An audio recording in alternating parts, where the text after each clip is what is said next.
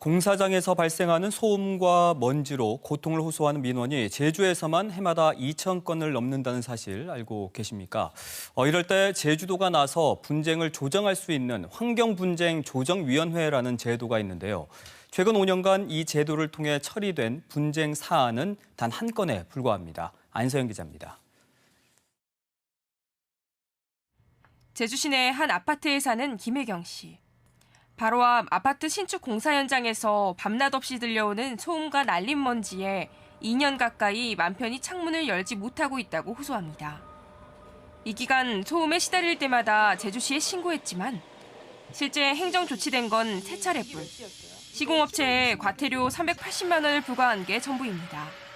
전혀 나아지는 건 없고 소음 피해는 계속되고 있고 도대체 이거는 저희는 어디 가서 이거를 그러니까 어디 가서 불편을 호소해야 되는지 모르겠어요.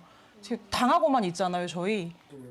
이 아파트 주민들은 건물 곳곳에 금이 갔다고도 주장합니다.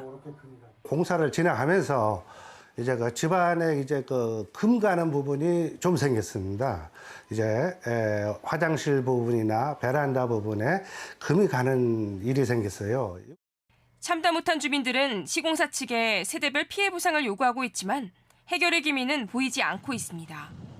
시공사 측은 소음과 날림 먼지 피해를 줄이기 위해 차단벽을 설치했고 일정 규모의 발전기금도 약속했다는 입장. 이 범위를 넘는 요구는 수용하기 어렵다고 말합니다. 이처럼 도내에서 소음과 먼지, 진동 등 공사장 관련 민원은 해마다 2,000건을 넘는 상황. 제주도는 이런 민원이 소송까지 번지지 않도록 환경분쟁조정위원회를 운영하고 있습니다. 법원을 대신해 일상생활 속 환경 분쟁의 인과관계를 따져 조정안을 제시하고 화해를 유도하는 제도입니다. 하지만 최근 5년간 제주도에 접수된 분쟁 사건은 6건. 실제 처리된 건 단 1건뿐입니다. 제도 자체를 모르는 경우가 많은 데다 민원인이 객관적인 피해 사실을 입증해야 하고 처리 기간도 9개월이나 걸리다 보니 신청조차 하지 않는 경우가 많습니다. 민원인이 직접 확보해서 신청 서류로 제출해야 되고 상당히 절차가 까다로운 부분도 있다. 그래서 이러한 행정적인 부분도 좀 제도 개선을 해야 된다.